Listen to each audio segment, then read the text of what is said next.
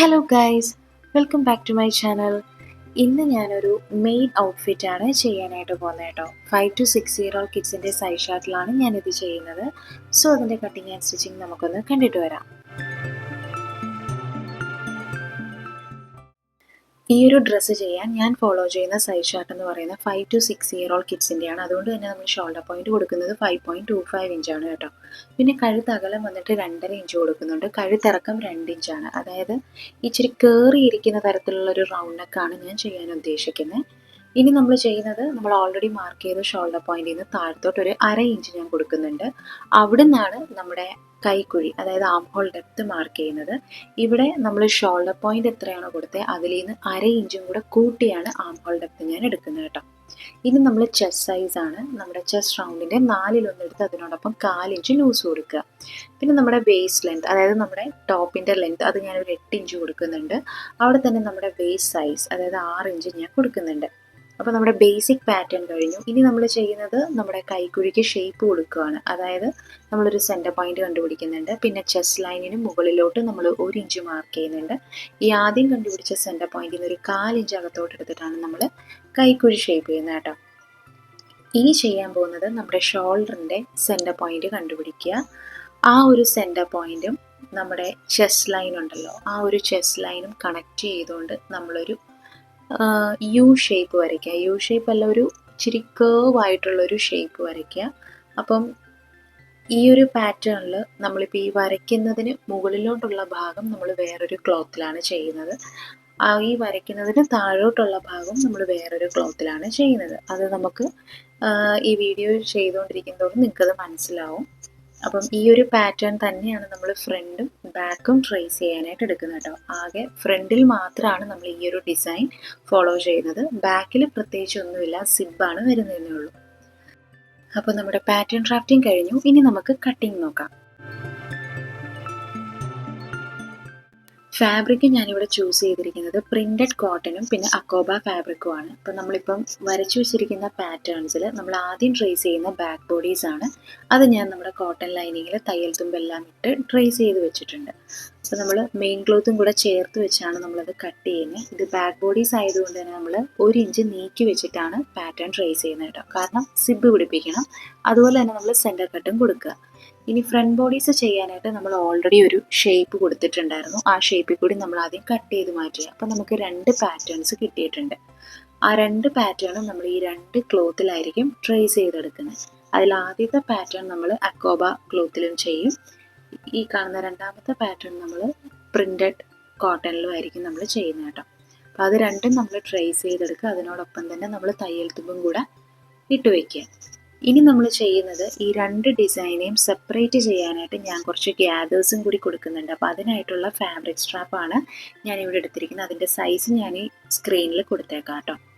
അത് രണ്ടും നമ്മൾ റഫിൾ സ്ലീവ് ഒക്കെ ചെയ്യാൻ നേരം ഷേപ്പ് ചെയ്യത്തില്ലേ, അതേപോലെ തുണി 2ആയിട്ട് മടക്കിയിട്ട് നമ്മൾ ഇതേപോലെ ഷേപ്പ് ചെയ്തൊന്ന് കട്ട് ചെയ്തെടുക്കുക. അപ്പോൾ അതിൽ നമുക്ക് കേർവ് സൈഡായിട്ടിരിക്കുന്ന ഭാഗം ഉണ്ടല്ലോ, അവിടെ നമ്മൾ 2ആയിട്ടൊന്ന് മടക്കി അടിക്കുക. സ്ട്രെയിറ്റ് ആയിട്ടിരിക്കുന്ന ഭാഗത്തായിരിക്കും നമ്മൾ ഗ്യാദേഴ്സ് കൊടുക്കുന്നത്. ഈ ഒരു ഫാബ്രിക് സ്ട്രാപ്പിൻ്റെ ലെങ്ത് നമ്മൾ എങ്ങനെയാണ് എടുക്കുന്നതെന്ന് വെച്ചാൽ, നമ്മൾ ഓൾറെഡി പാറ്റേൺ വരച്ചപ്പോൾ നമുക്ക് ഫ്രണ്ട് പാർട്ടിൽ ഒരു യു ഷേപ്പ് ഡിസൈൻ നമ്മൾ കൊടുത്തിരുന്നു. ആ യു ഷേപ്പിൻ്റെ ലെങ്ത് എടുക്കുക, ആ ലെങ്ത്തിൻ്റെ 3 ഇരട്ടി എടുക്കുക. അങ്ങനെയാണ് നമ്മളിവിടെ ലെങ്ത് കൊടുക്കുന്നത് കേട്ടോ.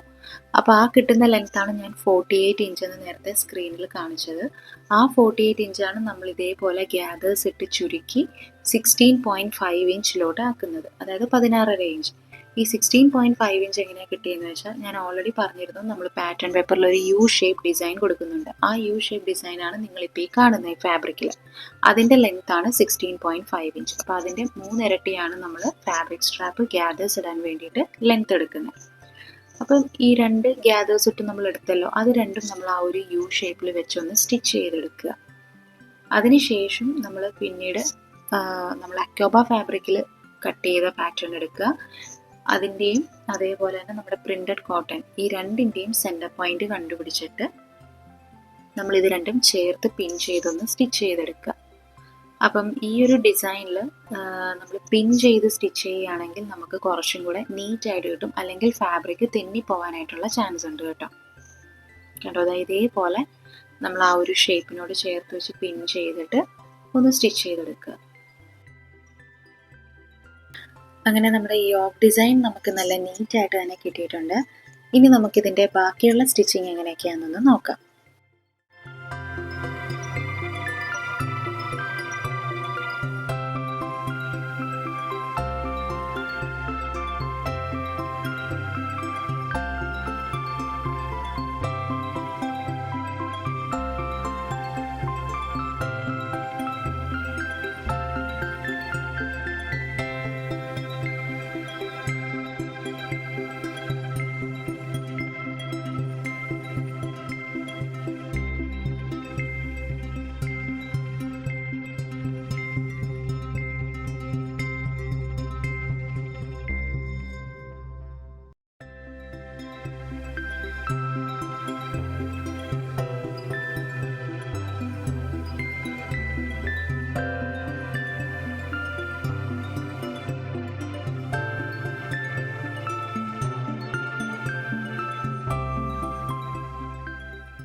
ഞാൻ ഈ ഫ്രോക്കിൽ നോർമൽ പഫ് സ്ലീവ് ആണ് കൊടുക്കുന്നത് കേട്ടോ. പക്ഷേ സ്ലീവിന് താഴെ വന്നിട്ട് ഞാൻ അഡീഷണൽ ആയിട്ട് അക്കോബ ഫാബ്രിക്കിൽ ഒരു ലെയറും കൂടെ കൊടുക്കുന്നുണ്ട്.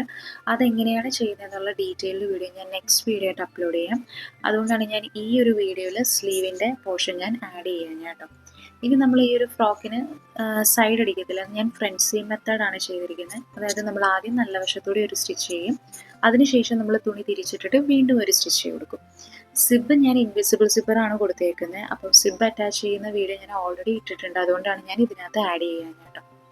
ഇനി നമ്മൾ ചെയ്യുന്നത് നമ്മുടെ വേസ്റ്റ് റൗണ്ട് ഒന്ന് മെഷർ ചെയ്തെടുക്കുക എന്നുള്ളതാണ്. അപ്പോൾ നമ്മൾ പാറ്റേൺ വരച്ചപ്പോൾ നമ്മൾ അതിനകത്ത് വേസ്റ്റ് സൈസ് 6 ഇഞ്ചായിരുന്നു കൊടുത്തിരുന്നത്, അതായത് 4-ൽ 1.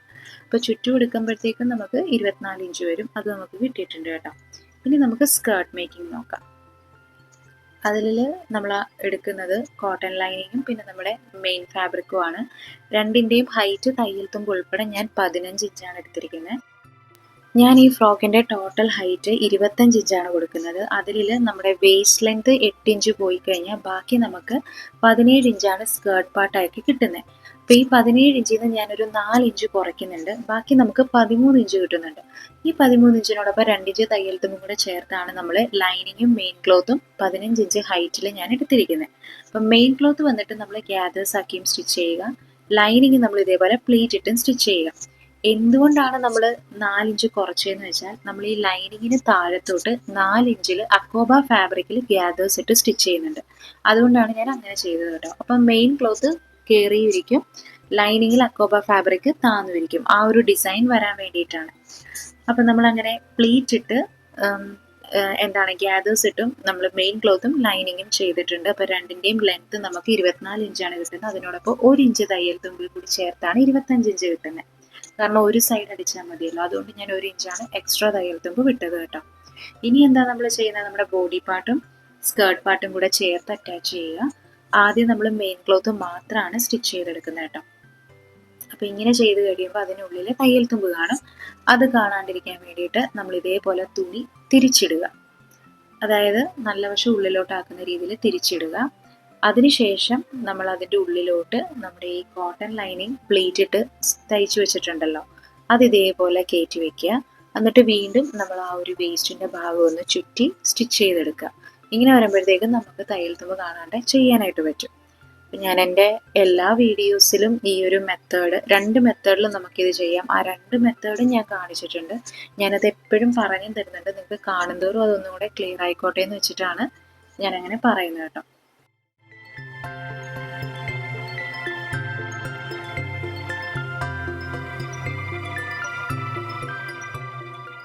അപ്പോൾ നമ്മൾ ഫ്രോക്ക് കംപ്ലീറ്റും നമ്മൾ ചെയ്ത് കഴിഞ്ഞിട്ടുണ്ട്. നമ്മൾ വേസ്റ്റ് പോർഷനും എല്ലാം അറ്റാച്ച് ചെയ്തിട്ടുണ്ട്. ഉള്ളിൽ നമുക്ക് നോക്കിക്കഴിഞ്ഞാൽ തയ്യൽ തുമ്പൊന്നും കാണാണ്ട് നമുക്ക് നല്ല നീറ്റായിട്ട് തന്നെ കിട്ടിയിട്ടുണ്ട് കേട്ടോ.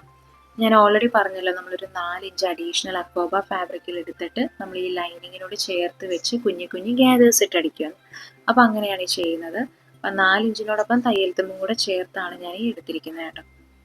ഇതേപോലെ കുഞ്ഞു കുഞ്ഞു ഗ്യാദേഴ്സ് ഇട്ടിട്ട് ആ ലൈനിങ്ങിൻ്റെ അറ്റത്തോടെ ഒന്ന് സ്റ്റിച്ച് ചെയ്തെടുക്കുക. അപ്പോൾ ഇതാണ് നമ്മുടെ ഫൈനൽ ഔട്ട്പുട്ട്. ഇതിൻ്റെ സ്ലീവ് ചെയ്യുന്ന വീഡിയോ ഞാൻ അടുത്ത വീഡിയോ ആയിട്ട് ഇടാം. കാരണം ഇതേപോലെ 2 ലെയറിലാണ് ഞാൻ ചെയ്തിരിക്കുന്നത്. അപ്പോൾ അതെങ്ങനെയാണെന്നുള്ള ഡീറ്റെയിൽ വീഡിയോ ഞാൻ നെക്സ്റ്റ് വീഡിയോ ആയിട്ട് അപ്ലോഡ് ചെയ്യാം കേട്ടോ. അപ്പോൾ ഇന്നത്തെ വീഡിയോ നിങ്ങൾക്ക് എല്ലാവർക്കും മനസ്സിലായി കാണുമെന്ന് ഞാൻ പ്രതീക്ഷിക്കുന്നു. Thank you for watching my video. By.